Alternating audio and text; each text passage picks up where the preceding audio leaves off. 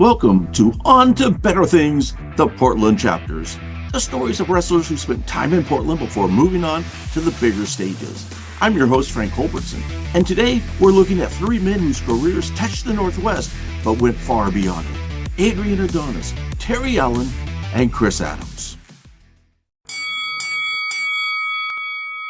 Keith Franks first stepped into the Portland territory in September of 1975. He wasn't yet the Adrian Adonis fans would later remember, just an underneath babyface working the circuit between Portland and Vancouver. He picked up some wins over Matty Suzuki and Jack Ruffin, but what mattered most were the connections he made. Jesse Ventura was here, years before they'd team up as AWA Tag Champions. The Kelly twins were there too, the same Kelly twins who'd later be in the tragic van crash that ended Adonis's life. By 1978, Funks had transformed.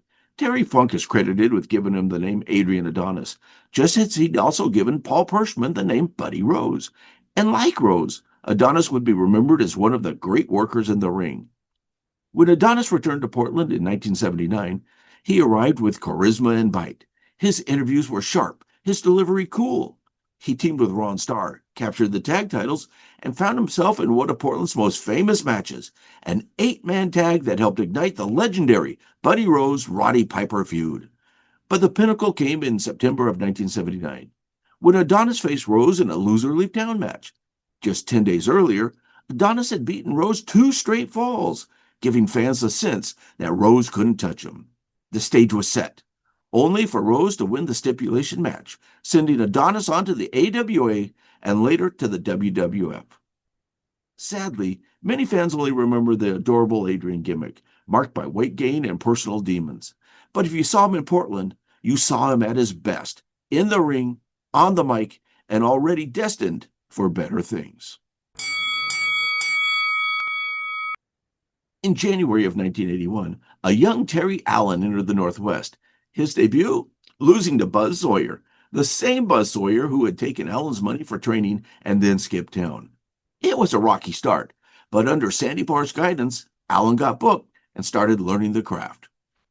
Through the spring, Allen picked up wins over names like Tonga John, the future Barbarian, and Mike Allen. He stayed until June, never rising above the middle of the card. But in 1985, under a new name, Magnum T.A., Allen returned to Oregon. This time he headlined against Ric Flair in front of more than 8,000 fans at one of Don Owens' Extravaganza shows.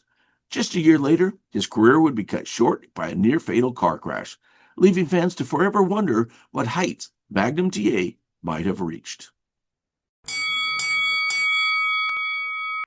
Finally, Chris Adams, the Englishman who came through Portland in 1982 and 83.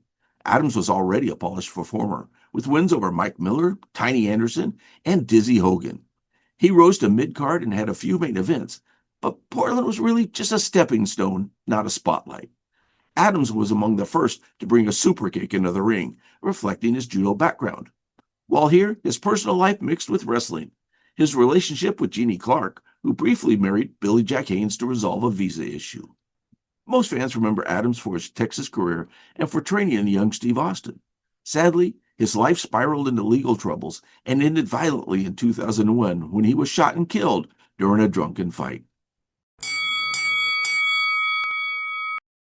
3 wrestlers, Adonis, Allen, and Adams, all passing through Portland.